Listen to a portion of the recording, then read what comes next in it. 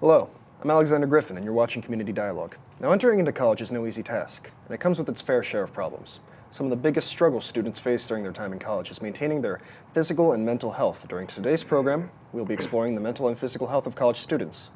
We have assembled a panel of expert guests to help identify the issues students face and how to maintain physical and mental health at school. College offers unique challenges in regards to mental health and stress and anxiety, and depression are all common in college. Our guests tonight are ranged from students with first-hand experience to an expert who currently works as a counselor in an academic environment. With the help of our guests, we hope to shed light on some of the effects of college on mental health of students. Now, today we have Kelly Jamison, who is the current student counselor at the College of Southern Maryland's La Plata campus, and we also have CSM student Dale Burnham, who is a science major and will be our student guest for mental health today. Good morning, both of you. Good morning. Good morning. How are you two? Doing wonderful. That's good. Kelly, what are some of the major issues students bring into counseling for you? Okay. Well, first of all, I'd like to say thank you so much for having me It's a on pleasure your to have show. you. I really appreciate it. It's my pleasure to promote counseling services and to talk about these things that affect our students. So keeping in mind that our goal is promoting mental health, the students that we have come in with a wide range of concerns. And those things could be academics, of course, because they are in college and college can be stressful.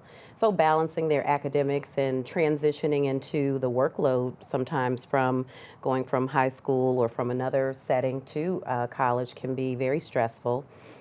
There's family concerns that they may have, just kind of new commitments that they may have, balancing school and their family commitments. Relationships are a major one. There can be a lot of transition with regard to managing peer relationships, and that's another one. Stress is a major concern of many of the students that I see, and that can range from anything from the stressful workload, as I mentioned. It can be test-taking anxiety. Stress, of course, can lead to anxiety. It can be just a lot of times students are feeling like they're not managing or balancing their schedules well, prioritizing things.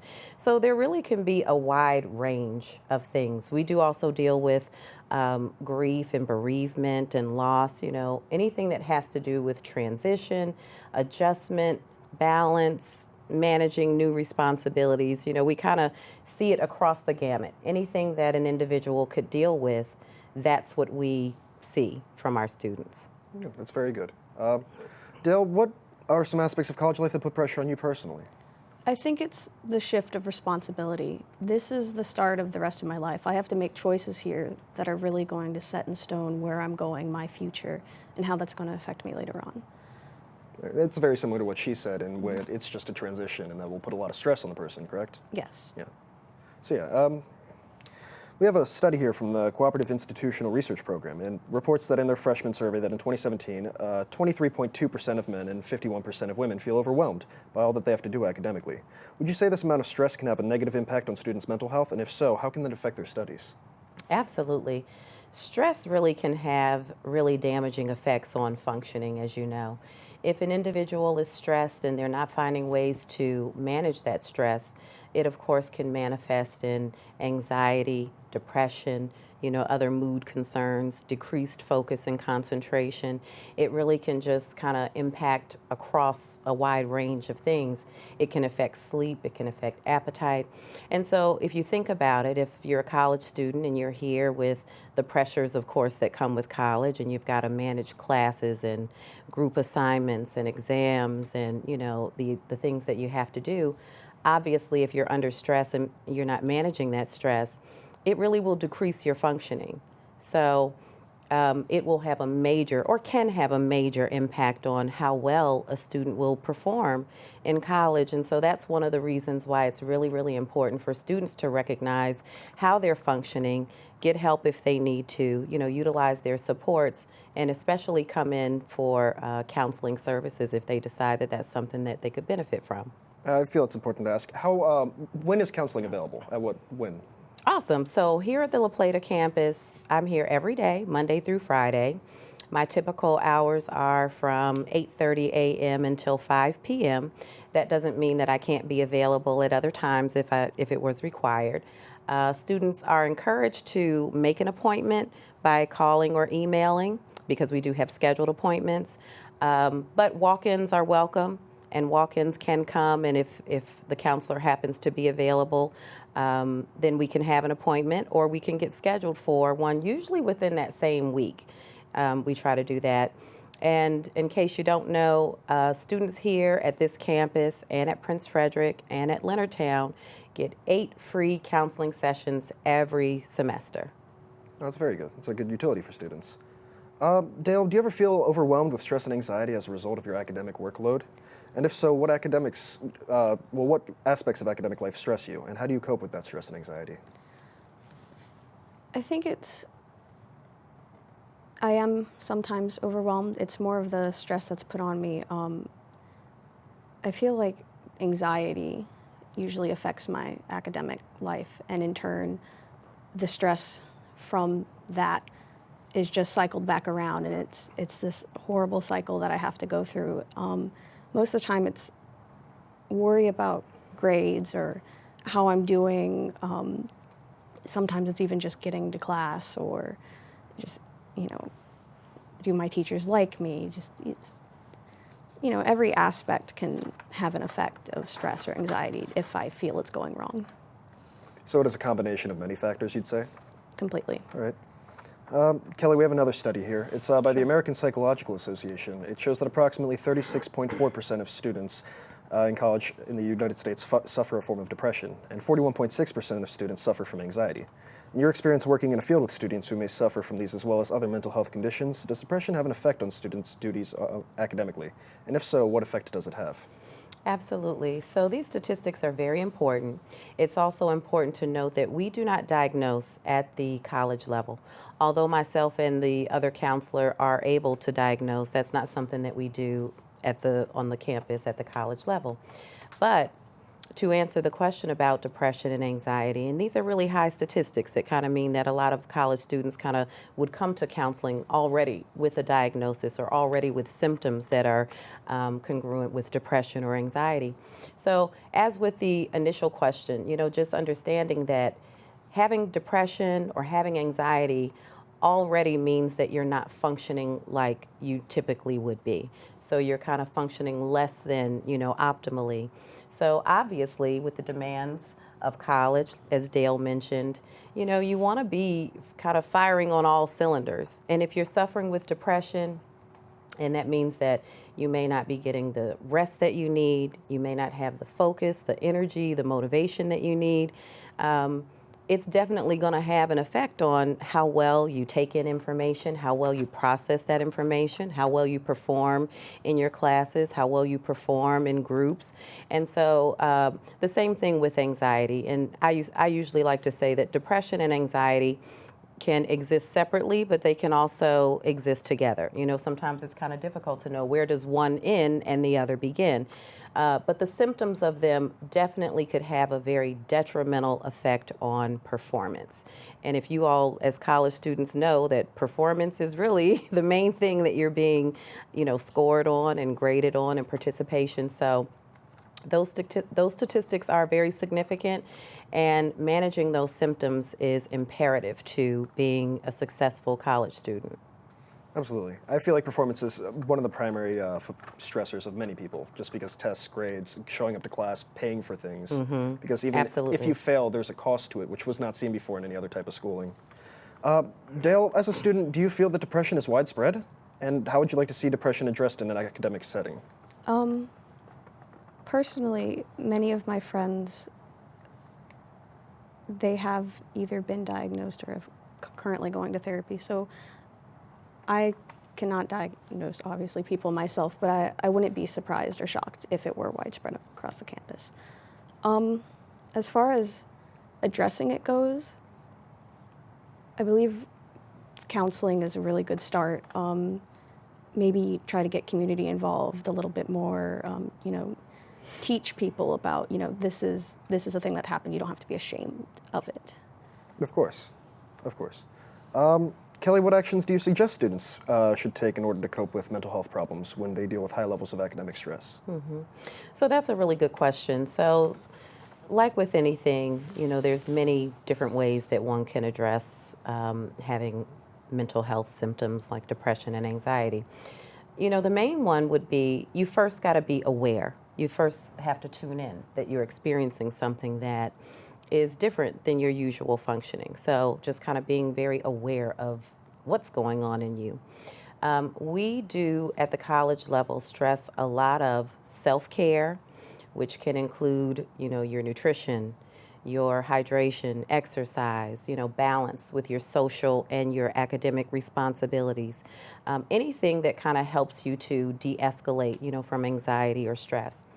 We also do a lot of programming on resilience, and that's about bouncing back from failures or from things that don't go as well as you would like them to go at college. We focus on using your family supports, using community supports. I heard Dale say that. Counseling, of course, is, that's what I do. So that's also a good way to go. And there is a stigma still attached to going to counseling, but I think that that's lessening as there's more information out there about mental health. There's more promotion of self-care and getting help. And I think that we're seeing a decline in the stigma. We're seeing an increase in students coming in.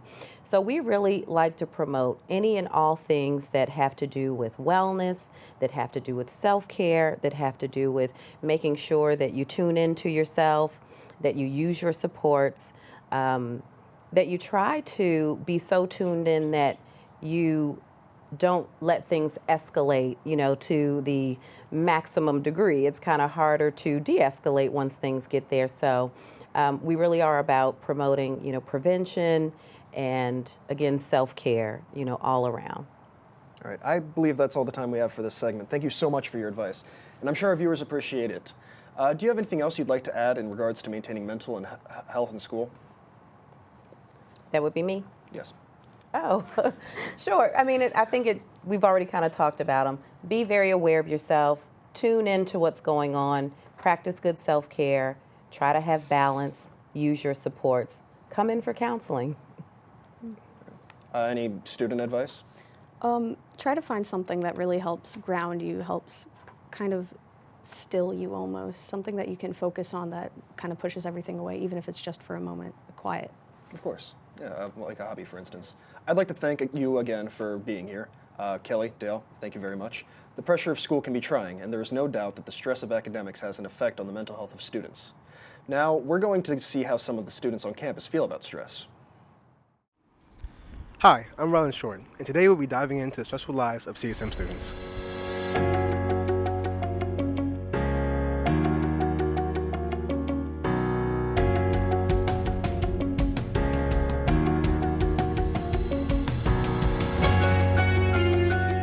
On a scale of 1 to 10, how stressed would you say you are? I say about 3. I'm pretty chill, Probably about an 8. That's a good question. Stress, I deal with it pretty good, so my stress would probably be around 5, 6 range. I'd say about a 6 or 7. In all honesty, I would have to say maybe like a 7.5. Yeah, it can get pretty bad sometimes, so yeah. First semester I would say like a 5. This semester I would say like a 9. So As you can see, these students are experiencing various different levels of stress. Let's find out why. What tends to stress you out the most? Probably balancing my online, like web-based classes and my classes where I have to actually come in. I would have to say school, work, and then things that go on in my personal life. Stressing me most, but probably I would say inconvenient deadlines. Probably test anxiety is probably the most stress. Do you find that your classes and coursework add to the level of stress? Yes, mainly because I work a lot. I say probably not that much. I'm not really the type to really stress out over things. If something happens and it doesn't go my way, I look forward to the future, I move forward. Stress affects us in many ways, but what can we do to fight it? How do you manage your stress? It's just like seeking out help from someone. Maybe first talk to your, like if I would have stress, I would talk to my parents about it. Well, first of all, I get enough sleep. And number two, I always prepare at a certain pace where I'm comfortable with. Me personally, I go to the gym a lot because when you're in the gym, you don't really think about anything except getting through the reps or whatever. So it kind of clears your head. So I'm a gym rat. I'm always in there. A lot of times I'll usually just procrastinate. So try to just get my mind off of it. I'll take a walk, or I'll play games, or just talk to people on the phone for a little while, things like that. I sleep and I eat a lot. So Exercising. By talking about it, and I either write it out, because I have journals where I either write out what my day was that made me stressful, of course. I play guitar, and that's really like a really good stress reliever because I love music, so just hearing anything that sounds really good to the ears just relieves everything. Now, we have an understanding of what really stresses out the average CSM student, but how does it affect them? How does this stress affect your mental, physical health, or in any way? I would say, well, as far as physical goes, that's pretty simple because it's so time consuming. I don't really have as much time to go to the gym and work out and be active and things like that. As far as mental health goes, I would say for sure a lack of sleep. Well, for physical health, I work out a lot, so it helps me relieve stress, get my mind off things. And for mentally, I just have to keep on thinking, about, and it can't get worse than this, kind of in that aspect. And for mentally, you always got to get sleep. So rather than that, sleep helps me, kind of ease off the pain, if that makes sense. when I'm stressed, mentally, I'm drained. Physically, I just want to curl up. I want to go to sleep. I don't want to do it anymore. So it causes me to be lazy, and I put it off because I don't want to be stressed. No, not really. It's just like daily stress. It just comes and goes. It's not a big deal. If you do get stressed, it can lead you to depression, basically, like less sleep. You will be able to be not able to eat more healthier. Just basically not even able to enjoy life anymore. Mentally, I would say I would just kind of talk down on myself more when I'm stressed. I'm like, you don't know what you're doing. Is this the right major? Am I in the right field? Stuff like that. So I started to doubt myself more, definitely. Physically, I would say I definitely start to stop hanging out with friends more. I try to put myself back on track. So I feel like social anxiety. I'm like, oh, I don't know. Am I hanging out enough with my friends? Am I balancing school and regular life? Do you think as a first-year student, you deal with more stress? Honestly, yes, because it's my first time, I'm experiencing everything for the first time, so I'm just trying to get the hang of it. I think long-term students deal with more stress than the first-year students because they expect it. They expect the stress to come, whether it's during midterms or finals is what I've seen while I'm at a CSM as a student life assistant. I would say long-term students because most of us, if you do your traditional 2 years, that second year is very important because not only do you have to worry about your classes and your classes get more intense as you go along, but you also have to deal with transferring what you're going to do with the rest of your life, essentially. I would have to say first-year students based on the fact that we are making a big adjustment from what we're used to. I'd say first-year students probably deal with more stress only because it's unfamiliar. It's a new environment, so it's something you have to adjust to. Do you think there are more ways that CSM can help students with stress? Yes, including talking to friends, among your peers, and as well as using the guidance as a very good tool on CSM. Yeah, I do. I feel like they could reach out to these kids more, get them to go to guidance so they could talk about it. Because a lot of kids don't talk about it. A lot of stuff, they go through a lot more than I do. So a lot of kids get 10 on their stress rate or whatever. And there's not a lot of people contacting these kids. It's really, when it comes to stress, you just have to know how to take it in and deal with it and, process it correctly. But I think CSM is already doing a pretty good job of helping us and giving us those outlets and things like that to deal with our stress. So I would say no, because they're pretty much doing a good job already. It's about whether we use what they're giving us. I would say that if a student really needs help, then they can seek it, and CSM definitely has resources available in order to talk to somebody about how you're feeling and things like that. Okay. College is a stressful environment for students all across the country, and dealing with stress is a natural part of everyday life. I'm Ryan Short, and today we learned what causes stress, how it affects students, and how we can manage it.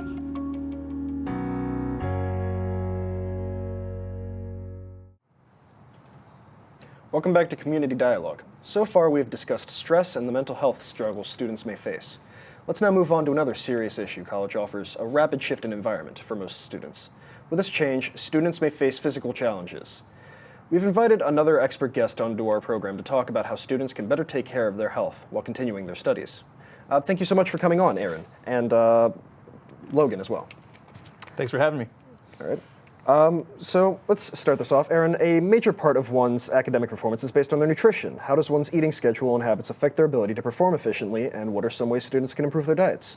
One, I think for college students, I know everybody always hears that breakfast is the most important meal of the day. It really helps get your brain kick-started to get ready for class or tests or whatever you have for that day. So definitely making sure that you have a good, healthy breakfast that's full of like good carbohydrates, good fats, and a lean protein will help keep you feeling fueled, and it will prevent that blood sugar crash around like 10 or 11 when you start getting sleepy. And then also I always recommend that individuals who are looking to improve their diet start logging or tracking what they're eating. And there's a bunch of apps that you can download, whether you have an Apple or an Android, and that'll help with that as well. All right, is there any particular app you could recommend? I like Lose It, or MyFitnessPal is another good one. All right, we're not sponsored. Logan, as a student, do you find it important to eat well, and what are some challenges you've faced finding healthy food at school? Absolutely. I do think it's important to eat well and have a good diet, just, as a human being, to get the amount of calories and nutrition that, your body literally needs, is important to consider. I think the biggest challenge when it comes to finding healthy food to eat in college is it's an issue of sort of time management. Because when you're in high school or elementary school, all of your compulsory education, there's a certain point of the day where it's lunchtime, or in high school, your lunch period, where you got like 45-ish minutes where it's time for you to go eat lunch. In college, you don't really have that. Depending on your schedule, you got to just plan around that. If you have 2 classes with a 1-hour break between classes, it might be pretty easy for you to find time to go get something to eat. But if you got 2 classes back to back, especially if those classes are a couple hours long, it can be more difficult to have the time to go get something healthy to eat rather than something from the vending machine or whatnot. But thankfully, all the professors I've had, if I have a class that's 2 or 3 hours long, my experience so far at CSM is that they've done a good job of making sure we get a chance to go take a break and get something to eat. I feel like price may also factor into finding healthy meals as a student, especially because if you are eating as a student, you're either packing a meal, which is one of the essentially only ways you can get healthy food, because purchasing is not easy around here. As of the few days I've been here, there's not many places to go get food. Yeah, there is a cafeteria, but yeah, you're right. From what I've seen, our cafeteria is good for what it is, but there are a few options that I've noticed are sometimes missing. All right. Aaron, according to the CDC's website, college students are exposed to many health risks as they enter college. These risks include alcohol and drugs. Specifically, what kind of health risks and challenges do alcohol and drugs create for students? Well, I think one of the most commonly known ones is that it can cause brain damage and memory loss. And for a college student who's studying for tests, I don't think anybody wants memory loss, especially when it comes to midterm and finals time. But along with that, it can also have a really stressful effect on the body. It can cause weight gain or weight loss. It can give you some mental health problems. It can cause poor academic performance or poor athletic performance. There's a lot of negative effects that can be caused by drug or alcohol use and abuse. Good. Logan, as a student entering into college, students may be faced with new and possibly dangerous substances. Do you have any advice you'd like to give new students in regards to being exposed to alcohol and drugs in college? Absolutely. I think college is sort of seen as a time of learning more, obviously, but that extends outside of just the classroom. You're going to have new experiences, meet new people, And for some people, that will involve maybe going to parties, and it might involve drinking alcohol or sometimes even illicit substances. And I feel as though sometimes, especially my generation specifically, kind of almost glorifies the idea of drinking and partying sometimes. And I'm not going to criticize anyone for thinking that way, because I think I'm comfortable saying that I've been guilty of it myself before. I do enjoy going to parties, and I have a very active social group. We like to socialize and go out together, and sometimes those gatherings do involve drinking alcohol. So I wouldn't criticize anyone for wanting to engage in that behavior, but my advice would be that no matter what you do, if you're going to do it, be safe. Don't get in a car if you're going to drink. Either get a designated driver or commit to the fact that you're not going to be able to drive. Don't drink too much and get sick or black out, and don't do anything that's going to ruin your life or jeopardize the safety of yourself and those around you, because it's just not worth it. Oh, of course. We have a study here by the Cooperative Institution of Research. It reports in their freshman survey that the percentage of smokers in college has dropped from over 8% to under 2% since 1985. I think we can all agree this is a good thing. Can you explain, Erin, why smoking is such a harmful habit for students? We all know that it causes cancer, so that's a very big one. It can also cause cardiovascular disease, high blood pressure. It releases stress hormones in there, so if you're already feeling stressed, it can amplify that. That stimulant in there, nicotine, can kind of give you that racing heart rate, so it gives you those feelings of anxiety. Smoking, we know, is bad. It makes you smell bad. It doesn't look cool, as some people, thought in the past. It's just something that should be avoided, especially if you're an athlete, because it can have negative effects for your athletic performance as well. Good. Logan, smoking it seems to be less popular. Why do you think this is? Absolutely, I would agree with that. And I think it's mostly, like Erin pointed out, there's just a ton of health risks that we are just sort of a shifting view in society on smoking and its risks to your health. There's more access to that knowledge these days, I think, and that's probably what has to do with the decreased popularity of the habit. Oh, of course. And another study cites that the CDC cites sleep as a major factor in health as a student. What would lack of health do to one's health? A lack of sleep do to one's health, my bad. That's all right. Lack of sleep. Sleep does a lot of amazing things for us. One, it helps with your brain function, obviously. Two, during that rest period, your body has a time to repair and regrow a lot of tissues. So if you're, denying yourself an adequate night's sleep, it's not going to just have effects on whether, you're tired the next day and you kind of have a hazy brain, but it's also going to, decrease your immune system function. So you're more susceptible to getting colds and other illnesses. It's also going to hinder your strength gains if you're in the gym. So during that time that we're resting, we have a lot of different hormones that are being secreted and a lot of repairing and replacing of things within your body and your mind, storing memories and things like that. So it really has an effect. Sleep deprivation has an effect on your body as a whole. Okay.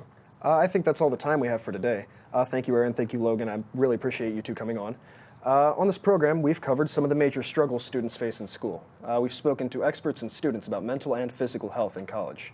We went out to a college campus and learned from the students about what stress they face. And I've learned so much from today, and I hope our viewers at home have as well. Thank you again to our guests, and thank you to our viewers at home. I'm Alexander Griffin, and this has been Community Dialogue.